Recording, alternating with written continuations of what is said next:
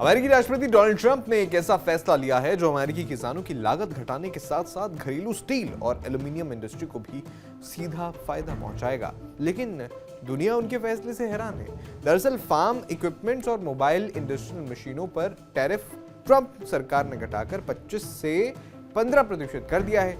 ये राहत दिसंबर 2027 तक चलेगी। दिलचस्प बात यह है कि अगर मशीनों में 85% अमेरिकी स्टील या एल्यूमिनियम इस्तेमाल हुआ तो टैरिफ और घटकर सिर्फ 10% तक रह जाएगा।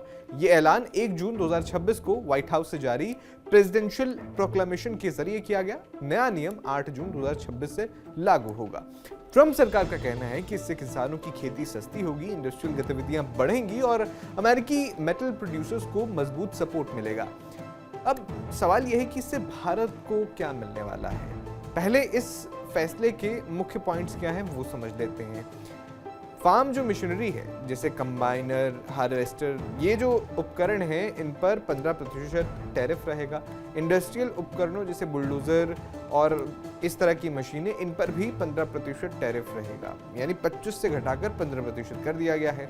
अमेरिकी मेटल्स को इंसेंटिव दिया गया है, यानी अगर 85% यूएस स्टील एल्यूमिनियम वाले उपकरणों पर सिर्फ 10% तक एक्स्ट्रा ड्यूटी लगेगी। अब इनसे फायदा किन देशों को होगा? Japan, south Korea, EU, UK, Taiwan आदि जिनके साथ अमेरिका के साथ ट्रेड एग्रीमेंट है।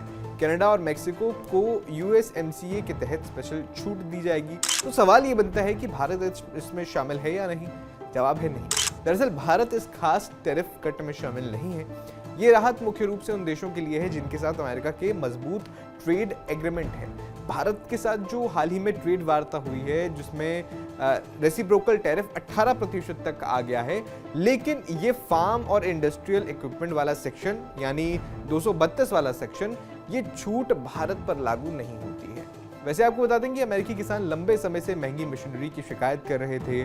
बड़ा वोट बैंक भी है ये, तो ये कट उनकी लागत घटाएगा। कंपनी अब सस्ते में बेहतर उपकरण ला सकेंगी, खासकर अगर वे अमेरिकी स्टील एल्यूमिनियम यूज करें। इससे घरेलू मेटल इंडस्ट्री को भी नया बाजार मिलेगा। ट्रंप की दूसरी सरकार में सेक्शन 232 के तहत स्टील एल्यूमिनियम पर पहले हाई टैरिफ लगाए गए थे। 50% तक ये टैरिफ कर दिया गया था। इससे किसानों की मशीनरी महंगी हो गई थी। वहां बहुत गुस्सा था इस फैसले के खिलाफ। ऐसे में अब मिड टर्म से पहले ट्रंप सरकार ने ये टैरिफ घटाने की कोशिश की है। कुछ सेक्टर को जो है राहत देकर बैलेंस करने की कोशिश की गई है।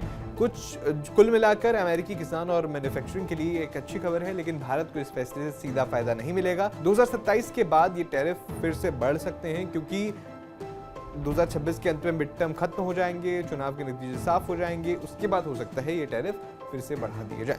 बाकी इस फैसले पर आप क्या कहेंगे? कमेंट बॉक्स में जरूर बताएं।